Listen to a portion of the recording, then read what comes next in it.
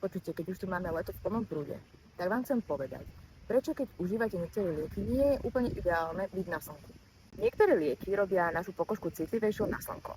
Volá sa to fotosenzitívna reakcia a funguje na dvoch rôznych princípoch. Prvá je fototoxická reakcia, ide o častejší typ. Liečivo sa dostáva do kože a UV žiarenie ho tzv. Aktivuje. To znamená, že molekula pohltí UV fotóny a vytvorí napríklad reaktívne formy kyslíka, ktoré našu kožu poškodzujú.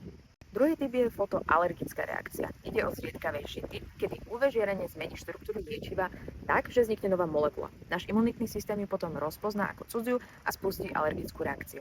Navonok sa prejavuje ako typická alergia, čiže výražka, svrbenie, začervenanie a na rozdiel od fototoxickej reakcie môže vzniknúť aj na miesta, ktoré neboli vystavené slnku a taktiež potrebuje čas na senzibilizáciu, čiže nevzniká hneď, ale až po napríklad opakovanom užití lieku.